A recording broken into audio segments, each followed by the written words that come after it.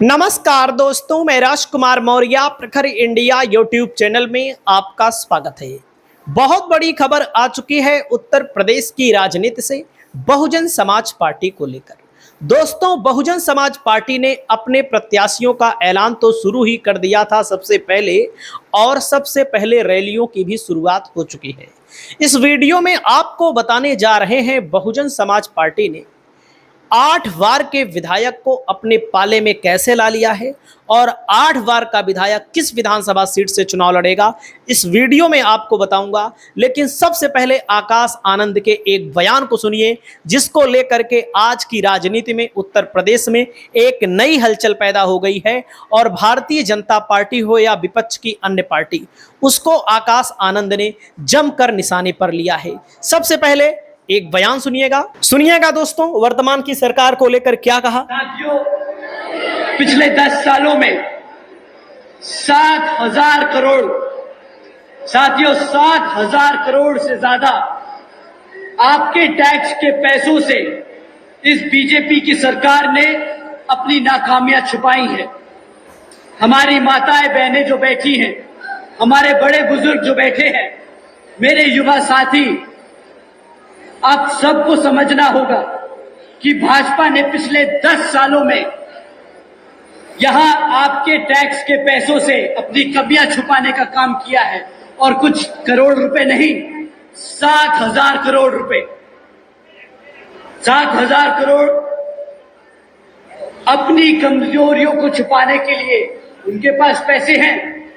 पर झांसी के सरकारी अस्पताल में जो 10 से ज्यादा बच्चे जल के मौत की घाट उतर गए, उनके लिए इनके पास सिर्फ अफसोस करने के अलावा और कुछ नहीं।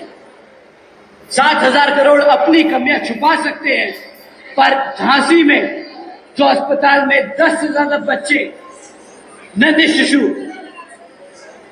जो जलकर मर गए, उनके लिए सिर्फ अफसोस कर सकते हैं। तो देख सकते हैं, वर्तमान की योगी की सरकार को जमकर निशाना साधा, विपक्ष को भी नहीं छोड़ा है। उसको भी सुन लीजिए थोड़ा सा, उसके बाद मैं आपको बताता हूं 8 बार के विधायक के बारे में। सुनिएगा राष्ट्रीय अध्यक्ष अखिलेश यादव को क्या बोला है इन्होंने बाकी प्रदेशों में किया।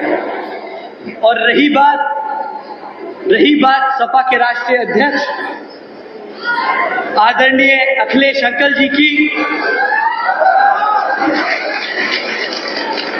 मैं पूरी इज्जत से, पूरे आदर सम्मान से उनका नाम ले रहा हूं।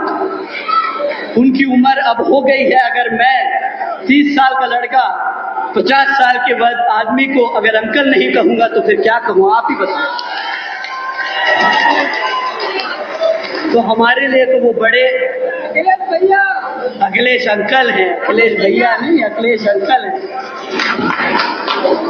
तो आदरणीय अखिलेश अंकल जी, तो उनका तो यही नहीं समझ आता कि वो अपनी पार्टी में पीडीए करते कह रहे हैं, परंतु कभी पीडीए का मतलब कुछ और हो जाता है और कभी कुछ और।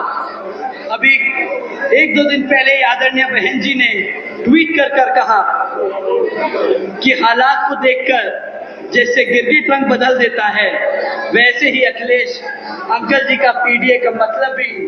तो देख सकते हैं, अखिलेश अंकल को भी इन्होंने नहीं छोड़ा। तो अब मैं आपको बताना चाहूंगा, क्योंकि वाकई में बहुजन समाज पार्टी मजबूती से चुनाव लड़ने पर भारतीय जनता पार्टी की हालत वाकई में खराब हो जा रही है। दोस्तों, 8 बार के विधायक का नाम है पंडित श्याम सुंदर शर्मा। 2022 में बसपा से ही लड़े थे, लेकिन बसपा को इन्होंने छोड़ दिया था, लेकिन अब इनकी फिर वापसी हो गई है। और आपको मैं बताना चाहूँगा, मोदी लहर में भी ये विधायक बने, 8 बार विधायक बने। दोस्तों, जब 8 बार विधायक बने तो ये सीट है मथुरा ज़िले में, और मथुरा ज़िले में आज भी बहुजन समाज पार्टी बहुत ही मजबूत पार्टी है। कोई माने ना माने, भले एक सीट थी, उमाशंकर सिंह का निधन हुआ, लेकिन कई सीटों पर बसपा के बहुत वोट हैं अभी। बसपा आज अगर चाह ले, मैं आप सभी साथियों को बताना चाहूँगा, जैसे आकाश आनंद रैली वगैरह करेंगे, लोगों को मोटिवेट करेंगे ना, वाकई में बसपा एक बार फिर उभार हो जाएगा। और उभार अगर हो गया, हो सकता है किंग मेकर बन जाए। ये भी हम आपको बता रहे हैं, क्योंकि बहुमत मिलना बहुत कठिन बात है अभी के लिए। भले मैं बसपा की वीडियो बना रहा हूँ, केवल बेवकूफ़ बनाना अलग बात है, लेकिन भविष्य में एक बार फिर बहुजन समाज पार्टी आ सकती है। लेकिन काम करना पड़ेगा, जैसा कि अब शुरू हुआ है, रुकना नहीं चाहिए।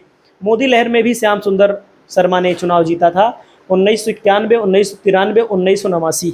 1989, 1991, 1993 3 बार लगातार कांग्रेस से चुनाव जीते। आप सोचिएगा, पंडित श्याम सुंदर शर्मा की कुर्सी कोई नहीं ला सका।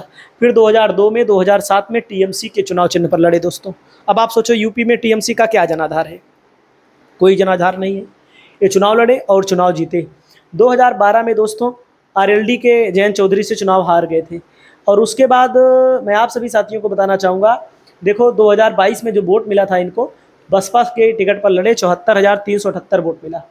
9,580 वोटों से चुनाव हार गए थे 2022 में बसपा से। समाजवादी पार्टी के संजय लाठर यहाँ पर देखो आप लोग तीसरे नंबर पर रहे। आम आदमी पार्टी 1427 वोट ही प्राप्त कर सकी। 2017 में अगर आप देखेंगे तो श्याम सुंदर शर्मा जी 432 वोटों से ही जीते थे, बसपा से जीते थे। कब? 2017 में, जब भाजपा की लहर थी तब आरएलडी से योगेश चौधरी यहाँ लड़े, भारतीय जनता पार्टी अलग लड़ी, कांग्रेस अलग लड़ी। तो आप लोग कहने का मतलब है 2017 में कुल मिलाकर जीते थे, तो जीत होती है दोस्तों। 2012 में जयंत चौधरी जब यहाँ जीते तो 16,055 वोटों से जयंत चौधरी जीतने में सफल रहे। पंडित श्याम सुंदर शर्मा यहाँ पर तृणमूल कांग्रेस से लड़े थे। अब आप सोचो, तृणमूल कांग्रेस से लड़े थे तब चुनाव हार गए। तो कहने का मतलब बहुजन समाज पार्टी को एक जिताऊ कैंडिडेट इस विधानसभा सीट पर और मिल चुका है। इस पर आपका क्या कहना है? 8 बार का विधायक होना कोई मामूली बात नहीं है। आपकी जो भी राय हो कमेंट करें। नमस्कार।